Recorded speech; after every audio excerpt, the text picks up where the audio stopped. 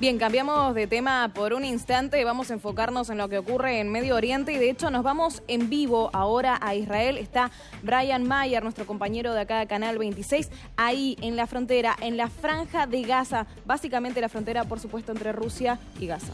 Por supuesto, donde está el conflicto y por supuesto vamos allí, a Israel en vivo en este momento. Muy buenas tardes desde el estudio, Majo Sarasola, Andy Chirinos. Brian, qué bueno que estés allí siendo los ojos in situ. Esperamos este conversatorio sin duda alguna. Te escuchamos. Muy buenas tardes.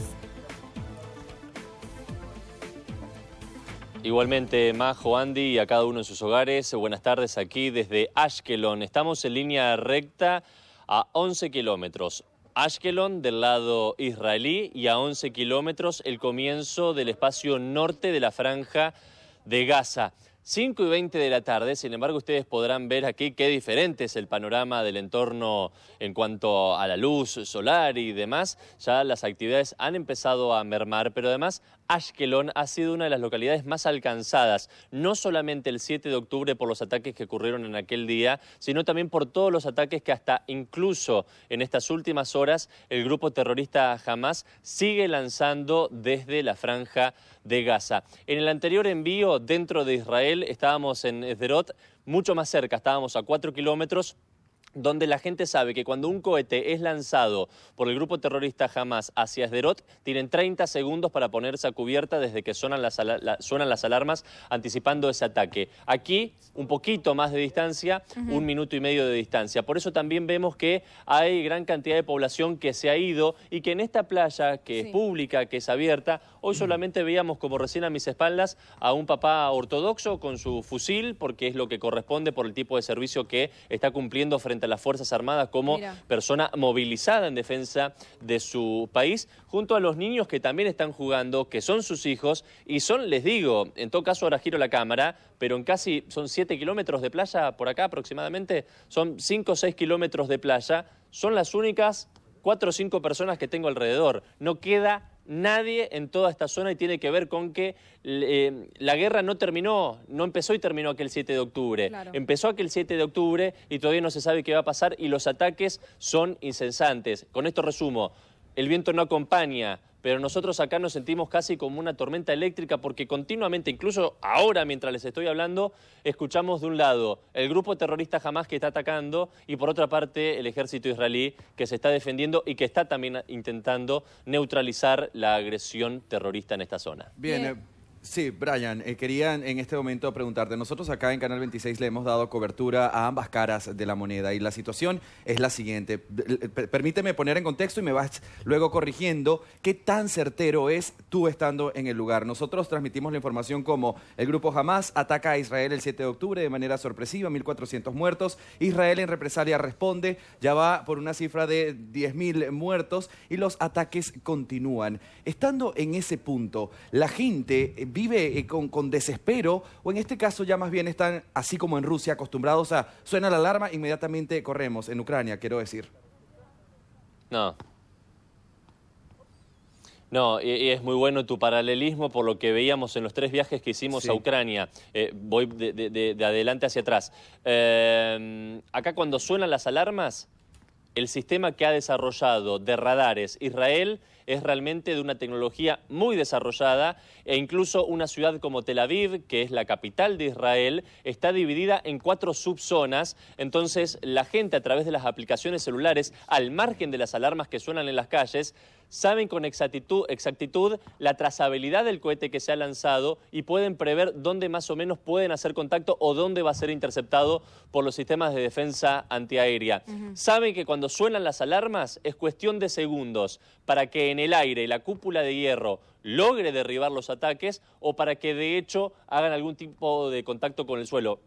Hoy nosotros nos hemos movido aquí en lo que es básicamente la primera línea, si se quiere, por la cercanía, pero cuando estábamos en Tel Aviv, hasta hoy a la mañana, y cuando anoche estábamos cenando, estoy hablando de muy pocos instantes, incluso ahora, me voy a correr, les voy a mostrar a ver si pueden verlo. Bueno, justo desapareció, teníamos un lanzamiento que nos pasaba por arriba. Bueno, cuando esto pasa, es cuestión de instantes nada más para que haga contacto o con el cohete que busca neutralizarlo o para que, de hecho, haga contacto con lo que está buscando alcanzar como objetivo. Les decía, saben que cuando las alarmas suenan, sí, algo trae, y a diferencia de lo que ocurre con Ucrania, cuando nosotros mostrábamos que a veces las sirenas sonaban durante horas y generalizadas, acá no solamente son puntuales en la zona geográfica, sino que además son algunos segundos, algunos sí, minutos, cuando el riesgo es real en ese lugar. Bien. Y por otra parte, cuando se habla de la cantidad de víctimas, se mencionan, por ejemplo, las víctimas palestinas, hay que mencionar que sigue habiendo dentro de la Franja de Gaza más de 200 rehenes, entre ellos, segundos en el ranking, está Argentina, y que el pueblo israelí no sabe qué es lo que ha pasado con cada uno de ellos. El pueblo israelí y la comunidad internacional en general, los argentinos que todavía no sabemos dónde están. Sí. Bueno, ha pasado un mes y no hay noticias. Bien, Brian, sí, justamente quería hacer un punto allí y básicamente ahondar en esa situación, porque acá venimos actualizando un poco lo que son las víctimas fatales, por supuesto, en Gaza, que ya son más de 10.000. Allí en Israel fueron 1.400, hablamos de más de 200 rehenes, como vos venías mencionando. Yo quiero saber si siguen habiendo heridos, porque por supuesto los bombardeos, como contás, continúan en Israel, pero siguen habiendo heridos. ¿Hay alguna otra víctima fatal o ese número se mantiene fijo en los 1.400?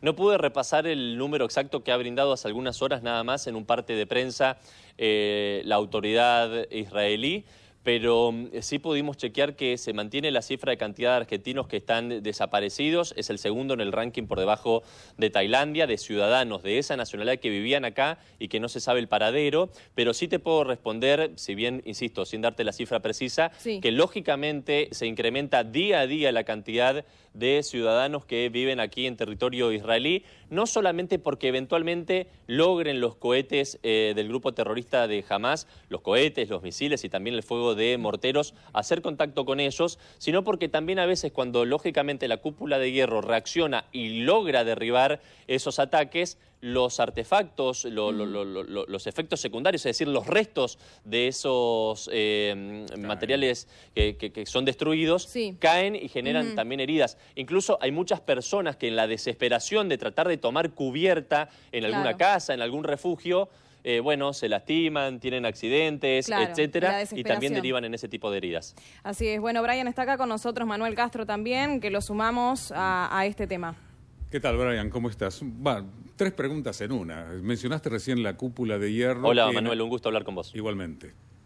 Mencionaste la cúpula de hierro que en realidad no resistió en ese 7 de octubre la cantidad de misiles que le llegó. Ahora lo está resistiendo bien. Ahora, hablaste de las personas armadas.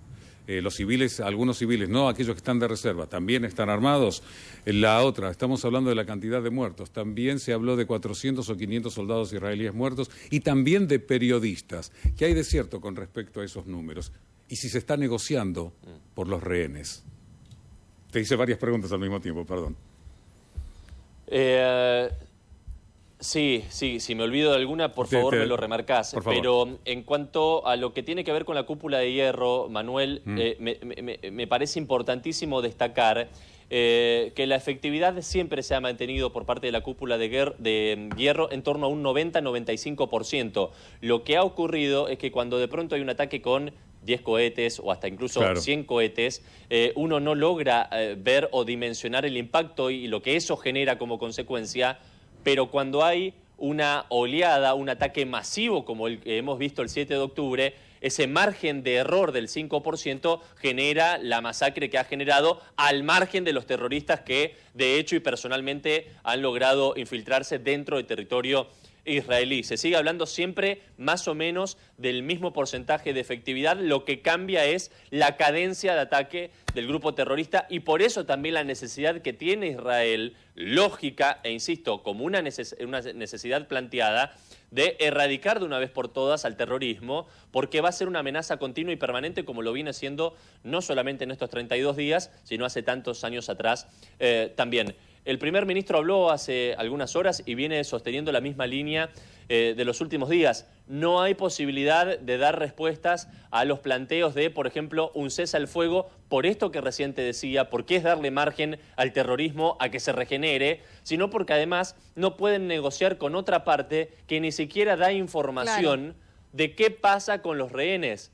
¿Están heridos? ¿Están bien atendidos? ¿Están muertos? ¿Están en otra parte del planeta? No hay ninguna información. Pasaron 32 días y son al menos todas esas familias las que no saben absolutamente nada de qué ha pasado con ellos, mientras, lo que recién Majo también preguntaba y destacaba, no hay tampoco un cese a las hostilidades por parte del grupo terrorista que continuamente sigue llevando adelante ataques, no solamente desde el sur hacia el norte en el territorio israelí, sino también desde el norte con sus aliados, por ejemplo, de Hezbollah en el Líbano, hacia el resto del territorio israelí. Y Brian, con respecto a eso, ahí lo que quedaba, los civiles, aparte de los que están en reserva, ¿están armados? Porque vos estabas hablando de un padre con un hijo. Y el caso de los periodistas, por lo menos las informaciones que yo tengo es que han muerto muchos en los bombardeos o en los ataques. Bueno, acá lo que tiene que ver con la aportación de armas me ha llamado mucho la atención cuando uno caminaba y lo que veíamos recién, un padre con 3 o 4 chiquitos y él con su fusil. Ellos están permanentemente con el armamento que el ejército les entrega, e incluso en estos momentos religiosos o cuando van a compartir algo familiar, porque primero tienen que estar atentos a cualquier situación táctica que requiera su presencia inmediatamente y no pueden andar buscando el fusil por la casa o arriba del baúl del auto. Además, no pueden dejarlo a mano de una eventual nueva infiltración. Eso por un lado. Por otra parte, me llamaba la atención gran cantidad de civiles que portan una 9 milímetros o un fusil y tiene que ver con la propia reglamentación local que tiene Israel sobre la aportación legal de armas de fuego y que de pronto, en medio de la situación que se está viviendo, todos se mantienen en el mayor estado de alerta para eventualmente poder reaccionar a nivel social y comunitario frente a un ataque terrorista que se da a veces, no hace falta que estén con un cohete. Los terroristas aparecen con explosivos caseros o con cuchillos y hacen un desastre como ya hemos visto infinidad de veces. Y por otra parte, bueno, no hay demasiada información en lo que tiene que ver con la actualización, insisto, al menos en nuestro trabajo, porque estas últimas 24 horas nos hemos dedicado mucho al trabajo de campo aquí en cuanto a las cifras oficiales, pero sí sabemos que, lógicamente, de un lado y del otro, las víctimas secundarias de los ataques que se dan de un lado y la reacción del otro genera víctimas secundarias, pero bueno, tiene que ver también con la imposibilidad que ejerce el terrorismo, por ejemplo, en el caso de Gaza, de que los propios palestinos civiles y también algunos periodistas no puedan retirarse como lo está anticipando y pidiendo Israel, porque Israel va a buscar atacar algunos objetivos militares que están justamente estratégicamente por parte del terrorismo, ubicados en algunos lugares también de necesidad para los civiles, claro. Bien, Brian, quería preguntarte en este momento, previo al ataque del grupo Hamas allí a Israel, ya Israel se encontraba en controvertidas semanas, sábado a sábado había manifestaciones de personas que estaban en contra de la reforma judicial de Netanyahu, y nosotros a través de estadísticas supimos justamente que los mismos israelíes estaban en descontento por la manera en la que estaba reaccionando y respondiendo Israel en simultáneo a estas personas que ves armadas allí como mostrando la realidad. ¿Hay tal vez manifestantes en contra, justamente todavía haciendo manifestaciones, adueñándose de las calles para mostrar que están en descontento en cómo el líder, el alto mandatario, responde? No, en absoluto. La prioridad ahora tiene que ver con la defensa del Estado de Israel, reclamar por justicia por las víctimas y por la aparición con vida de cada uno de los rehenes secuestrados y desaparecidos por el terrorismo. Hoy el enemigo común del pueblo israelí es el grupo terrorista Hamas y sus aliados. Todas las cuestiones de discusión política, social, electoral, incluso por estos días me contaban deberían haber existido elecciones, quedan, al menos en los testimonios que hemos logrado recabar y con lo que uno va conversando, va a quedar para otro momento. Ahora lo importante es para Israel defenderse como Estado, defenderse como nación y poder justamente rescatar con vida a cada uno de los israelíes y también extranjeros que estaban acá y que ahora están bajo el poder del terrorismo desde hace 32 días, sin noticias por parte de ellos, y además garantizar la seguridad de aquí en más, no solamente de ellos, sino también de otros que como nosotros quieran llegar acá para mostrar lo que está pasando o para cualquier otra situación que atraiga a una persona a venir a Israel y que pueda hacerlo seguro. Y para eso lo que ellos sostienen, e insisto, es lógico, tienen que eliminar el terrorismo. Bien, Brian Mayer, entonces, desde allí en vivo, desde Israel, con toda la información, lo que está ocurriendo, ¿sí?, en el día a día, allá en medio de este contexto de guerra que, por supuesto, va escalando, ¿no? Así que la situación bastante complicada. Brian, seguramente más adelante volveremos a tomar contacto con vos para que nos cuentes las novedades respecto a esto. Muchas gracias. A ustedes un fuerte abrazo.